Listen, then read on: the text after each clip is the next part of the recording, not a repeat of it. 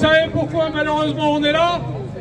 Tout le monde n'a pas la chance d'avoir une région efficace. Malheureusement, en Bourgogne-Franche-Comté, vous avez pu le constater, les jeunes, et pas que, il y a des graves difficultés. L'argent de l'Europe est bloqué par le service de l'administration du Conseil régional. Incompréhensible, incompréhensible. Ce qui n'est pas compréhensible, c'est que dans certains cas, la région, elle trouve des financements pour financer quoi? Un projet personnel d'une candidate de la Confédération paysanne. Oui, parce que ça a laissé des dégâts sur le carreau. Des centaines de milliers d'euros qui ont été donnés pour ce soi-disant abattoir mobile, qui a laissé des dettes dans toutes les fermes dans l'ouest du département de la Côte d'Or. Alors comment ça se fait que dans certains cas, pour certains ou pour certaines, il y a de l'argent, et que pour les JA de Bourgogne-Franche-Comté, il n'y en a pas? Vous en pensez quoi? Donc là, on va demander l'audience à Madame la Présidente de région. Il va falloir qu'elle nous reçoive en délégation avec les jeunes, nos collègues de la Nièvre, le représentant de la Chambre régionale d'agriculture, Emmanuel Bernard qui est là, ceux du Jura également. Et on a aussi le soutien d'un certain nombre d'élus, des parlementaires qui sont présents parmi nous de Côte d'Or. Merci à eux de venir soutenir les territoires, des élus du conseil départemental. Merci à eux.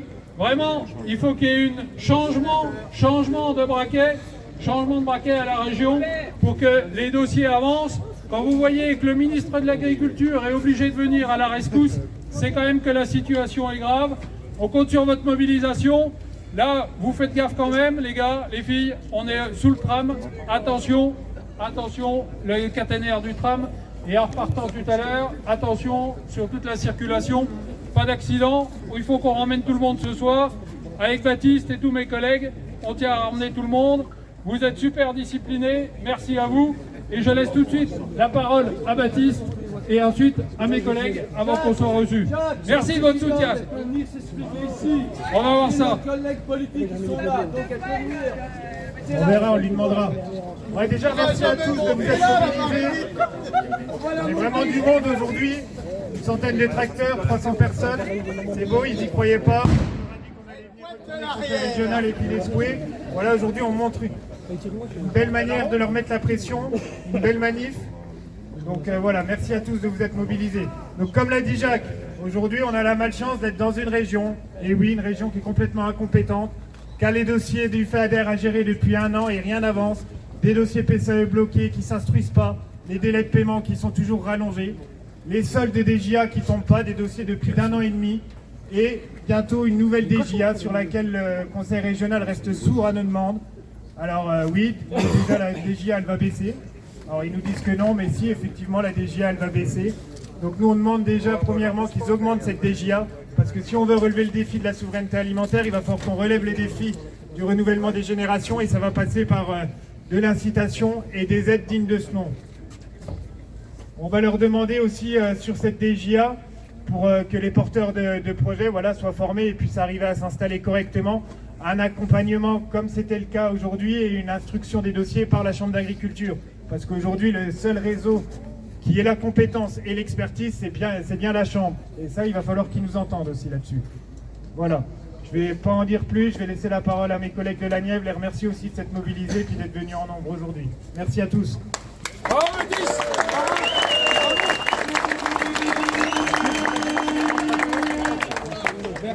Merci à tous les Nivernais d'avoir fait l'effort de venir à Dijon. Je sais que c'est loin pour certains. Aujourd'hui, ce ne sera peut-être pas la folie des grands soirs, mais le monde paysan est encore capable de montrer qu'il est déterminé et que la patience des responsables a ses limites. On ne peut plus accepter d'être considéré comme ça depuis 18 mois, avec mépris et arrogance. On a besoin d'être écouté, considéré, et que l'argent arrive dans les cours de ferme. C'est inadmissible que des jeunes qui sont installés en 2022 n'aient pas leur acompte de DJA à la fin 2023. Il faut que les choses changent, que le conseil régional comprenne que les agriculteurs, les aides pour les agriculteurs ne sont pas de l'argent de poche, mais des aides nécessaires pour que les exploitations puissent continuer à tourner et à nourrir la population. Je vous remercie.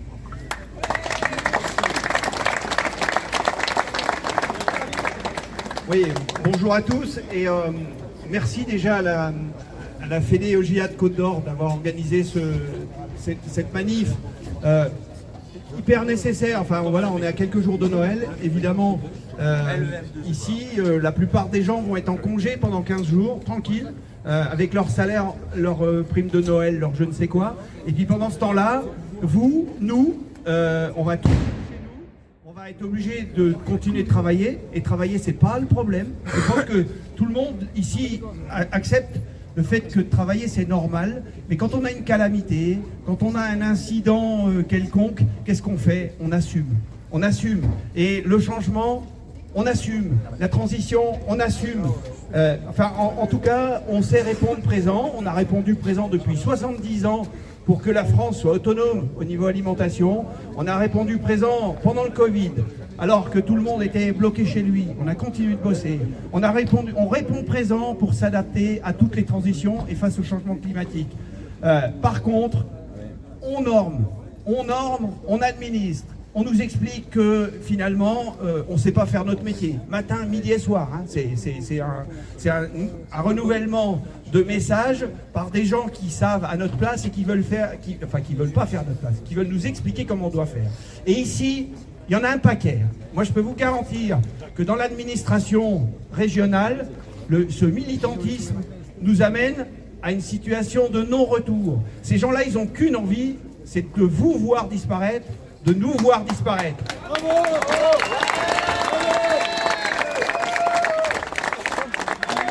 Et aujourd'hui, moi je demande une chose. Le directeur du conseil régional, il doit faire ses valises. C'est pas possible de rester en place après un échec comme celui-là. Donc, D'Acosta à la retraite! D'Acosta à la retraite! D'Acosta à la retraite! D'Acosta à la retraite! D'Acosta à la retraite!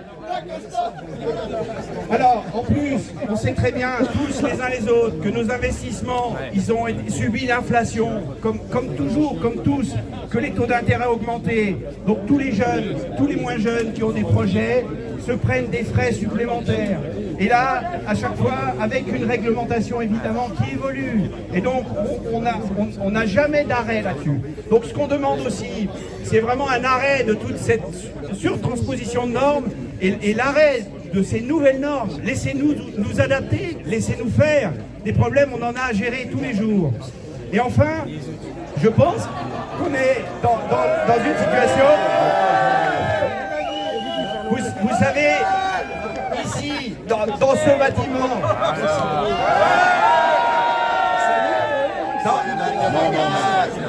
À l'intérieur de ce bâtiment, vous avez des personnes qui sont pour la prédation. Aujourd'hui, je voudrais préciser une chose. Au point où on en est ici, est-ce que vous avez vu quelques élus demander des éléments pour revenir sur l'autorisation du glyphosate? C'est-à-dire qu'ici, vous avez des gens qui font voter une motion pour interdire l'utilisation du glyphosate alors que l'Europe l'autorise. Vous avez des gens ici qui sont pour le loup. Pour le loup.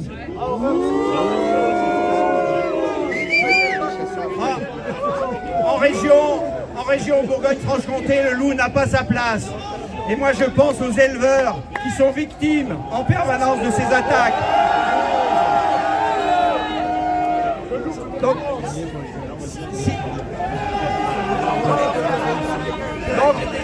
encore une fois, le loup, pas chez nous. Le loup, pas chez nous. Le loup, pas chez nous. Le loup, pas chez nous. Le loup, pas chez nous. Le loup, pas chez nous. En tout cas, un soutien important aux éleveurs qui sont victimes de ces attaques et un besoin de revaloriser l'indemnisation, sachant qu'on en contribue une partie quand même, hein, parce qu'on nous pique un peu d'argent pour aller indemniser les attaques de loups. Mais ça, le scandale, il est incroyable. C'est-à-dire qu'on est capable de nous expliquer qu'on doit s'adapter, alors qu'eux ne sont pas capables de s'adapter.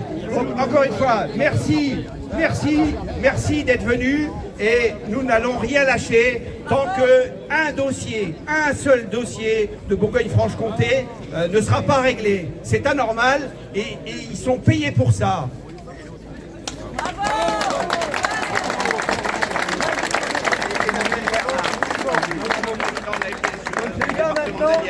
On va envoyer une petite délégation rencontrer Marie-Gide si elle veut descendre. Nous, maintenant, le boulot, on est là. La pression, elle est là, et on en a encore dans les bennes. Et on en a encore dans le froc, parce qu'eux, ils en ont pas dans le froc. Donc là, on va casser un petit coup la croûte en leur disant qu'on est là. Quand ils reviennent de la délégation, je vous préviens que les gars, les bennes, elles vont être vidées là-devant. Parce que même si elles nous fait des belles paroles, on n'aura rien tout de suite. Des paroles, ça fait 1 an et demi qu'on en a. Les paroles, elles s'envolent. Les paroles, elles s'envolent. Même les écrits des fois. Donc maintenant, la pression, on la maintient. On reste là, on lâche rien. Ils sont beaux dans le perchoir là-haut. On dirait des petits dans l'aquarium, on leur lance des petits œufs, les gars. Mais jamais ils descendront. Donc là, la pression, on la garde. On reste là, on lâche rien. Et tout à l'heure, les gars, les bennes, elles seront là. La pression, on la maintient. Merci d'être là, les gars.